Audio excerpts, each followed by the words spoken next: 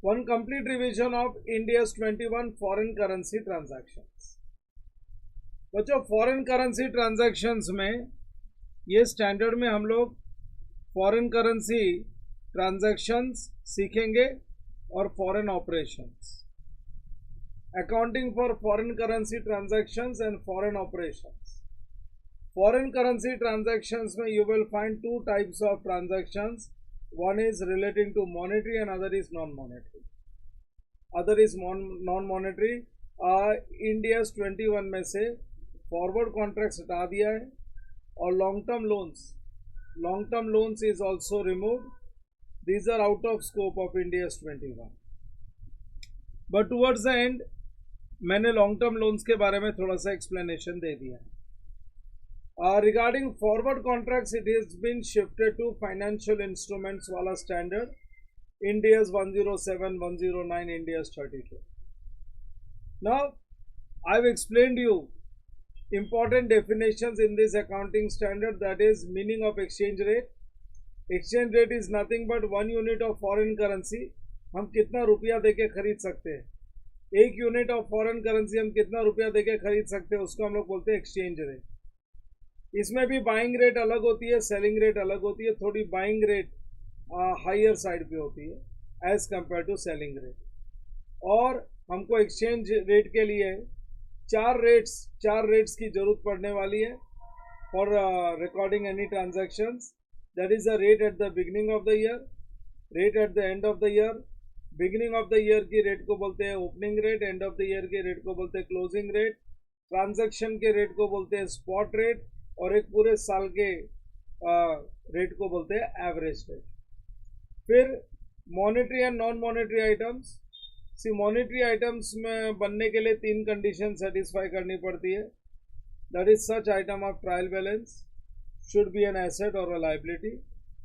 लेकिन वो income expenses नहीं होने चाहिए. बट एसेट और लाइबिलिटी भी कौन से होने चाहिए? In the nature of payable and receivable. Owned assets और लाइबिलिटीज नहीं. Such assets or liabilities should be in the nature of payable or receivable, that is, right to receive cash and obligation to pay cash. So पहले तो वो asset liability होना चाहिए, दूसरा वो receivable payable होना चाहिए, और फॉरेन करेंसी में फिक्स्ड होना चाहिए एज पर द कॉन्ट्रैक्ट. ये 3 कंडीशन सेटिस्फाई हो गई ना, तो मॉनेटरी आइटम्स. एग्जाम्पल है foreign currency debtors, creditors, bills receivable, bills payable, foreign currency loan. लेकिन जो ओन्ड एसेट्स है, फिक्स्ड एसेट्स है, लॉन्ग टर्म इन्वेस्टमेंट्स है, स्टॉक है, ये ओन्ड एसेट्स है, as well as share capital, reserves and surplus, ये पेएबल नहीं होते. सो फिक्स्ड एसेट्स रिसीवेबल नहीं होता है, अपना है. लॉन्ग टर्म इन्वेस्टमेंट्स रिसीवेबल नहीं होता है, अपना है. स्टॉक जब तक बेचोगे नहीं, डेटर नहीं बनेगा, रिसीवेबल नहीं होता है. शेयर कैपिटल पेएबल नहीं होता, रिजर्व्स पेएबल नहीं होता. तो ये नॉन मॉनेटरी आइटम्स है. फंक्शनल करेंसी, इस पे तो डिटेल में डिस्कशन हुआ है, हम लोग ने केस स्टडीज भी की है फंक्शनल करेंसी पे. सो याद रखना, फंक्शनल करेंसी वो करेंसी है जिसमें हम बिजनेस ऑपरेट करते हैं, जिसमें हमारे सारे बिजनेस के ट्रांजैक्शंस होते हैं, like purchase, sales, investments, income expenses, finance taken, सारे के सारे ट्रांजैक्शंस. आज हम लोग इंडिया में रहते हैं तो हमारी फंक्शनल करेंसी रुपीज है. रिपोर्टिंग करेंसी वो करेंसी है जिसमें फाइनेंशियल स्टेटमेंट्स बनते हैं. कई कंपनीज ऐसी है जिनकी फंक्शनल करेंसी अलग होती है, रिपोर्टिंग करेंसी अलग होती है. सपोज आज इंडिया में रह के भी हमारा बिजनेस पूरा यूएस के अकॉर्डिंग चलता है. हम सॉफ्टवेयर यूएस में बेचते हैं, हमारे कस्टमर्स है वो यूएस के हैं, हमारे एम्प्लॉयज़ यूएस के हैं, कुछ एम्प्लॉयज़ इंडिया के, इनको हम लोग रुपये में पेमेंट करते हैं. बाकी हमारी कंपनी भी यूएस कंपेटिटिव फोर्सेस के हिसाब से सेलिंग प्राइस डिसाइड करती है. हम जो पेमेंट भी करते हैं, अगर आज यूएस में होते तो जो एम्प्लॉयज़ को पेमेंट करते हैं वहाँ के कंपेटिटिव फोर्सेस के हिसाब से, वहाँ वो हिसाब से हम पेमेंट करते हैं एम्प्लॉयज़ को. सो यहाँ पे कुछ एम्प्लॉयज़ को खाली रुपये में पेमेंट कर रहे हैं, वो तो मोड ऑफ पेमेंट है. बाकी उनको पेमेंट यूएस के अकॉर्डिंग ही कर रहे हैं. सो सब कुछ अगर यूएस के अकॉर्डिंग है तो भले ही इंडिया में हम लोग काम कर रहे हैं, बट हमारी फंक्शनल करेंसी होगी डॉलर. तो जो ट्रांजेक्शन्स रुपये में होगा उसको हमको कन्वर्ट करना पड़ेगा डॉलर्स में, तो फंक्शनल करेंसी डॉलर्स हो जाएगी. तो इस पर तो हमने डिटेल में बहुत सारे एग्जांपल्स किए हैं. और फॉरेन करेंसी का मतलब any currency other than Indian currency. US dollars, pounds, euro, sterling, हमारे डोमेस्टिक करेंसी को छोड़ के सारी करेंसी हमारे लिए फॉरेन करेंसी है। फॉरेन करेंसी ट्रांजैक्शंस दो टाइप के होंगे, monetary and non monetary. Monetary transactions में क्या है ना, अगर एंड ऑफ द ईयर में कुछ रिसीवेबल और पेएबल बाकी रह जाता है ना, पहले तो जब ट्रांजैक्शन होता है तभी फर्स्ट टाइम वो ट्रांजैक्शन को फॉरेन करेंसी से हम लोग इंडियन करेंसी में कन्वर्ट करते हैं एट स्पॉट रेट, उसको हम लोग बोलते हैं initial recognition, we call it as initial recognition. फिर उसके बाद में on the balance sheet date अगर रिसीवेबल है या पेएबल है कुछ, जो हमने अगर गुड सेल किया होगा तो डेटर से डॉलर्स रिसीवेबल है, और अगर परचेज किया है तो डॉलर्स पेएबल है, अगर ट्रांजैक्शन डॉलर्स में हुआ है तो ये रिसीवेबल पेएबल अगर होगा तो उनको बोलते हैं monetary item, because receivable payable asset और लाइबिलिटी का हो सकता है, और रिसीवेबल पेएबल है दूसरा फॉरेन करेंसी में फिक्स्ड एज पर कॉन्ट्रैक्ट। तो इनका सब्सिक्वेंट रिकॉग्निशन होगा एट क्लोजिंग रेट, और जो भी डिफरेंस आएगा between original rate and closing rate, उसको डिफरेंस को ट्रांसफर करेंगे पीएनएल। सो ये मॉनेटरी आइटम का ट्रीटमेंट है, और इसी पे हमने क्वेश्चन सॉल्व किए थे। फिर मॉनेटरी आइटम्स के बाद आ जाते हैं non monetary. Non monetary items जो होते हैं ना, उनका इनिशियल रिकॉग्निशन स्पॉट रेट पे होता है, और बैलेंस शीट डेट के दिन हम चेंजेस नहीं लाते, वही सेम वैल्यू पे उसको रिकॉग्नाइज करते, रिकॉर्ड करते। लेकिन बेचने के समय अगर कोई एक्सचेंज फ्लक्चुएशन है तब वो एक्सचेंज फ्लक्चुएशन को पीएनएल में ट्रांसफर करते। ये नॉन मॉनेटरी आइटम का ट्रीटमेंट है, लेकिन इसमें कुछ एक्सेप्शंस है। क्या एक्सेप्शंस है? अगर non monetary item foreign currency में एंड ऑफ द ईयर में अगर फेयर वैल्यू पे हमने उसको रिकॉग्नाइज किया तो फिर इंडियन करेंसी में क्लोजिंग रेट एक्टिव हो जाता है। तो पहले फॉरेन करेंसी में उसका फेयर वैल्यूएशन होना चाहिए, फिर इंडियन करेंसी में इंडियाज 21 में जो मॉनेटरी आइटम का ट्रीटमेंट है वो करेंगे। जैसे मैंने एग्जांपल दिया था, पहला एग्जांपल था इन्वेंट्री $10,000 परचेज की थी, और एंड ऑफ द ईयर में ये इन्वेंट्री हो गई $11,000 की। तो डॉलर्स में बात करें तो इसको $10,000 कॉस्ट पे रखना पड़ेगा, means end of the year में इसका फेयर वैल्यूएशन नहीं हुआ डॉलर्स में। अगर फेयर वैल्यूएशन नहीं हुआ तो इनिशियल रिकॉग्निशन 10,000 इंटू 62 पे किया था, और बैलेंस शीट डेट में 10,000 इंटू 62 पे ही पड़ा रहेगा, हम लोग चेंजेस नहीं करेंगे इसमें। नॉन मॉनेटरी आइटम है, लेकिन एक्सेप्शन वाला केस अगले एग्जाम्पल में दिखेगा।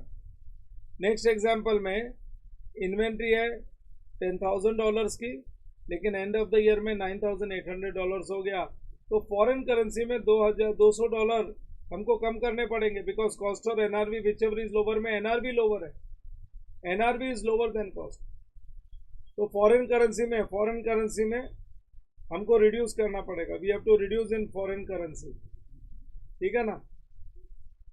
चलो, फिर उसके बाद फॉरेन करेंसी में अगर डॉलर्स रिड्यूस हो गया, डॉलर्स की फेयर वैल्यूएशन हो गई, तो पहले तो वो फेयर वैल्यूएशन जो होगी वो तो ओरिजिनल रेट पे होगी, that is 10,000 minus 9,800 $200 into 62। So valuation में यहाँ पे इन्वेंट्री वैल्यूएशन में लॉस आया। फिर उसके बाद में अब ये बन गया $9,800। $9,800 को हमको अब एंड ऑफ द ईयर में 61 के रेट पे रिकॉग्नाइज करना पड़ेगा। सो 9,800 इंटू 60 पहला था, माइनस 61, 60 माइनस 61, और हमको मालूम पड़ेगा एसेट में करेंसी का एक्सचेंज रेट बढ़ रहा है, तो इट्स अ गेन। तो ये सब्सिक्वेंट रिकॉग्निशन तभी होगा जब फॉरेन करेंसी में फेयर वैल्यूएशन होगा। ऐसा एग्जांपल मैंने तुम लोगों को पीपी का भी दिया हुआ है, और same example I have given you for investments in equity shares. So ये नॉन मॉनेटरी आइटम्स के बारे में समझाया था मैंने। फिर आ गए हम लोग फॉरेन ऑपरेशंस पे। इंपोर्ट एक्सपोर्ट का अगर बिजनेस कर रहे हैं ना, तो उसको फॉरेन ऑपरेशन नहीं बोलते। इंपोर्ट एक्सपोर्ट के बिजनेस को फॉरेन ऑपरेशन नहीं बोलते हम लोग। फॉरेन ऑपरेशन किसको बोलते हैं हम लोग? अगर फॉरेन कंट्री में ही दुकान खोल ली, बिकॉज इंपोर्ट एक्सपोर्ट में क्या है, हम लोग फॉरेन करेंसी में डील करते हैं, लेकिन बिजनेस हम इंडिया से ऑपरेट करते हैं। लेकिन फॉरेन ऑपरेशन का मतलब है दुकान ही उधर खोल ली, वो फॉरेन ऑपरेशन है। तो फॉरेन ऑपरेशन में फॉरेन एसोसिएट हो सकता है, foreign subsidiary, foreign joint venture, foreign branch. लेकिन क्या है, जब foreign associate subsidiary joint venture branch जब उनकी अकाउंटिंग करते हैं तो एंड ऑफ द ईयर में हमारे साथ होल्डिंग कंपनी है तो होल्डिंग कंपनी अपने साथ एसोसिएट सब्सिडरी जॉइंट वेंचर को कंसोलिडेट करेगी। अगर ब्रांच है तो हेड ऑफिस ब्रांच को अपने साथ कंसोलिडेट करेगी। तो कंसोलिडेशन के लिए उनकी ट्रायल बैलेंस मंगानी पड़ती है और उनकी ट्रायल बैलेंस में सारे ट्रांजैक्शन फॉरेन करेंसी में होंगे। उनको ट्रांसलेट करना पड़ता है, कन्वर्ट करना पड़ता है इंडियन करेंसी में। और कैसे कन्वर्ट करेंगे, हाउ टू कन्वर्ट इट? सबसे पहले एसेट्स और लाइबिलिटीज जो होंगे ना उनको क्लोजिंग रेट पे कन्वर्ट करेंगे। इनकम और एक्सपेंसेस पे को करना तो चाहिए स्पॉट रेट पे, बट अभी एक्चुअल रेट कौन से दिन कौन सी इनकम एक्सपेंस हुई थी एंड ऑफ द ईयर में वो झमेले में नहीं पड़ के हम लोग इनकम और एक्सपेंसेस को एवरेज रेट पे कन्वर्ट करेंगे। Share capital will be converted on actual rate on the date of acquisition, और जो हमारे पास reserves on the date of acquisition था उसको actual rate on the date of acquisition पे कन्वर्ट करना, और उसके बाद जो प्रॉफिट कमाया वो एवरेज रेट पे, बिकॉज इनकम और एक्सपेंस एवरेज रेट पे है तो नेट प्रॉफिट उसका नेट रिजल्ट नेट इनकम भी एवरेज रेट पे होगा। और जो भी डिफरेंस आएगा, ये ट्रायल बैलेंस अगर ओरिजिनल ट्रायल बैलेंस टैलीड है, नई ट्रायल बैलेंस भी तभी टैली होगी जब सबको सेम रेट पे कन्वर्ट किया होता था, बट अलग अलग रेट्स लेने से एक्सचेंज रेट्स के वजह से ही डिफरेंस आ जाएगा। तो जो डिफरेंस आएगा उसको ट्रांसफर करेंगे फॉरेन करेंसी ट्रांसलेशन रिजर्व्स, जिसको हम शो करेंगे अदर कॉम्प्रिहेंसिव इनकम, ओसीआई में शो करेंगे, because this is not realise profit. हाँ, कभी फॉरेन ऑपरेशन अगर बेच दिया ना तो ओसीआई में जो फॉरेन करेंसी ट्रांसलेशन रिजर्व्स है वो पीएनएल के क्रेडिट में आ जाएगा। In that case it will be considered as realise profit, उसको हम लोग रियलाइज प्रॉफिट मानेंगे। ये समझाने के बाद हम आ गए थे लॉन्ग टर्म बोरोइंग्स। अगर long term loans long term borrowings India से एप्लीकेबल होने के बाद लिया है तो एंड ऑफ द ईयर में वो फॉरेन करेंसी लोन है, मॉनेटरी आइटम्स वाले जो भी रूल्स है अप्लाई हो जाएंगे। लेकिन अगर हमारे पास long term borrowings India 21 applicable होने के पहले का है तो you can treat it as per AS 11। As per AS 11 अगर if you opt for para 46 से तो एंड ऑफ द ईयर में अगर एक्सचेंज डिफरेंस आता है, एक्सचेंज लॉस आता है, और तुमने फिक्स्ड एसेट्स के लिए अगर ये लॉन्ग टर्म लोन लिया है तो वो लॉस को पीएनएल में नहीं ट्रांसफर करके फिक्स्ड एसेट्स में डेबिट या क्रेडिट कर सकते हो। लॉस आया तो फिक्स्ड एसेट्स की वैल्यू बढ़ जाएगी, गेन आ जाएगा तो कम हो जाएगा।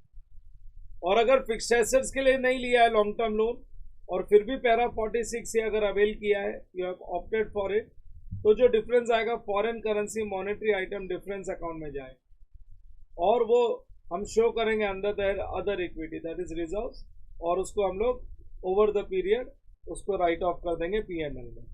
तो ये मैंने यहाँ पे ना तुमको एक चार्ट बना के समझाया हुआ है, चार्ट बना के समझाया हुआ है। पैरा 46 ये सीए इंटर के सिलेबस में फिर भी समझा दिया है कि अगर लॉन्ग टर्म लोन के लिए पैरा 46 से एप्लीकेबल है, तुम अवेल कर रहे हो तो वो लोन से क्या करोगे, फिक्स्ड एसेट्स खरीदोगे या वो लोन का पैसा वर्किंग कैपिटल के लिए यूज करोगे।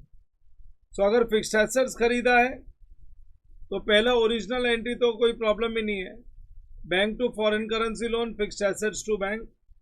लेकिन उसके बाद में एंड ऑफ द ईयर में जो सब्सिक्वेंट रिकॉग्निशन होगा, जो एक्सचेंज लॉस आएगा तो exchange loss to foreign currency loan, और ये लॉस पीएनएल में नहीं जाएगा, fixed assets to exchange loss. और अगर गेन आया तो foreign currency loan account debit to gain and exchange gain to fixed assets. तो फिक्स्ड एसेट्स इंक्रीज या डिक्रीज हो जाएगा विथ एक्सचेंज गेन और लॉस, लेकिन अगर तुमने फॉरेन करेंसी का लोन का पैसा वर्किंग कैपिटल फाइनेंस के लिए यूज किया तो वो केस में सब्सिक्वेंट रिकॉग्निशन में अगर लॉस आया तो exchange loss account debit to foreign currency loan and foreign currency translation difference, monetary item translation difference to exchange loss. या गेन आया तो foreign currency loan account debit to exchange gain and exchange gain account debit to foreign currency monetary item translation difference. So ये treatment देना है। अगर para 46 से avail नहीं करते हो तो वो नॉर्मल मॉनेटरी आइटम है. इफ पैरा 46 से is not availed then it is a monetary item. Exchange loss to foreign currency loan and P&L to exchange loss, and foreign currency loan to exchange gain and exchange gain to P&L. तो ये para 46A को मैंने एकदम simplified वे में समझा दिया. I have explain para 46A in simplified manner. चलो फिर उसके बाद आफ्टर दिस आ जाते हम लोग फंक्शनल करेंसी पे. फंक्शनल करेंसी को मैंने डिटेल में समझाया था, और ये फंक्शनल करेंसी में प्राइमरी फैक्टर ये है कि देखो इनकम और एक्सपेंसेस कौन से करेंसी में हो रहे हैं. इनकम और एक्सपेंसेस जो करेंसी में हो रहे हैं वो अपनी फंक्शनल करेंसी, और as per competitive forces of which country. Income expenses हो सकता है डॉलर्स में हो, लेकिन वो खाली mode of collection and payment है. जो प्राइसेस रखी है वो इंडिया के हिसाब से रखी है, तो वो केस में डॉलर्स नहीं होगा. खाली ये देखो प्राइमरी फैक्टर्स इनकम और expenses is in which currency and as per competitive forces of which country. मतलब कौन से कंट्री के अकॉर्डिंग वहां पे जो प्राइसेस चलते हैं उनके अकॉर्डिंग अगर ट्रांजैक्शंस हो रहा है और करेंसी भी उनकी है, तो वो करेंसी हमारी फंक्शनल करेंसी. सो थोड़ा ध्यान रखना, कभी कभी ऐसा होता है ट्रांजैक्शंस रुपए में इनकम एक्सपेंस, लेकिन as per competitive forces of US. That means वो केस में खाली रुपया तो mode of receipts and mode of payment. So ये देख लेने का income and expenses as per which countries competitive forces. और अगर इनकम और एक्सपेंसेस से आइडिया नहीं लग रहा है, उसमें पूरा खिचड़ी बना रखा है, कुछ ये करेंसी में कुछ वो करेंसी में, तो देखो फाइनेंस कौन से करेंसी में मिला है, और लास्ट में पैसा जो आएगा और जो सब खर्चा करने के बाद जो प्रॉफिट्स बचेगा वो कौन से करेंसी में रहने वाला है. सो ये एडिशनल फैक्टर्स है, इससे भी फंक्शनल करेंसी डिसाइड हो जाएगी. फर्दर अगर तुम्हारे फॉरेन ऑपरेशन है तो याद रखना, अगर इंटीग्रल फॉरेन ऑपरेशन है, इंटीग्रल का मतलब है वो खाली हेड ऑफिस का ही एक्सटेंडेड एक सेल्स डिपो है. हेड ऑफिस का ही गुड्स बेचता है, बेचने के बाद हेड ऑफिस को पैसा दे देता है वापस, और उनके सारे dues liabilities loans head office की रिस्पॉन्सिबिलिटी है. उसको बोलते हैं हम डिपेंडेंट फॉरेन ब्रांच या इंटीग्रल फॉरेन ऑपरेशन. सो ऐसे केस में जो हेड ऑफिस है, जो रिपोर्टिंग एंटिटी है, जो कंट्रोल कर रहा है, उसकी जो करेंसी है वही फॉरेन ऑपरेशन की फंक्शनल करेंसी मानी जाएगी. सपोज इंडिया से ऑपरेट हो रहा है फॉरेन ब्रांच, तो rupees will be the functional currency. So इस पे हम लोग ने एग्जांपल्स कर रखे हैं फॉर क्लैरिटी पर्पस, और फिर हम लोग सब कंप्लीट करके आईसीआई के क्वेश्चंस पे आ गए. तो सिर्फ this was complete revision, a complete recap and complete revision of India's 21. ये रिकैप पहले नहीं किया था, बाकी था, so I have completed that.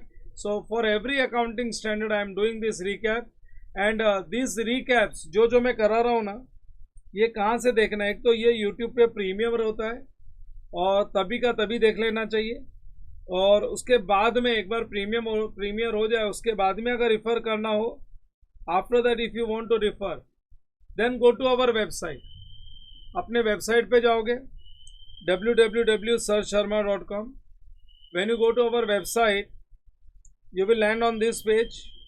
this is the first page. on this first page यहाँ पे एक टाइम टेबल का आइकॉन बना रखा है, just click that. You go to time table page, और वहाँ पे वेदांता लाइब्रेरी का लोगो है, click that and you will land to library section. जब लाइब्रेरी सेक्शन में जाओगे तो लाइब्रेरी में 3 windows you will find CFC, CA final, CA inter CA final. And in CA final if you scroll down you can see here लिखा हुआ ही है CA final financial reporting V14 your batch. This is your batch code, तुम्हारे batch का ही code है ये. V14 summary lectures, अभी latest summary lecture जो अपलोड किया हुआ है ना, दैट इज इंडियस 16 PP. आज के लेक्चर तक ये PP अपलोड कर रखा है, and you can see here it is showing, अभी तक ये अपलोड नहीं हुआ है. इनफैक्ट इसका प्रीमियर होने वाला है कल. इसका प्रीमियर कल होएगा. सो टुमारो, और नॉर्मली जो प्रीमियर मैं करता हूँ ना वो 10:30 को करता हूँ. वो 10:30 को करता हूँ. तो जब तुम लोग इस पे जाओगे तो तुमको प्रीमियर का वो दिख जाएगा. You will get the details. So कहाँ से देखना मैंने बता दिया. Go to our website. In that library में सी ए फाइनल में एंटर करो. और सी ए फाइनल में किया हुआ है. अब ये प्रीमियर होना बाकी है. This full revision, the premiere is not yet done. So ये मंडे को प्रीमियर होने वाला है. ये सारे के सारे स्टैंडर्ड जो पुराने वाले हैं ना, ये सब प्रीमियर हो चुके हैं. And these are already uploaded. You can see here Ind AS 21 और AS11 पैरा 46 से जो मैंने समझाया वो भी है. पैरा 46 से जो अभी समझाया उसका भी मैंने समराइज्ड एक वीडियो लेक्चर बना के रखा हुआ है ताकि बाद में कभी भी रिफर कर सको. So these all things are ready for you all. So it will be very useful for making a quick revision of the Indias. So premiere के टाइम पे अगर नहीं देख सके तो अपने लाइब्रेरी में जाके बाद में चेक कर लेना. चलो fine, we can continue. This is my complete revision of Indias 21 is done.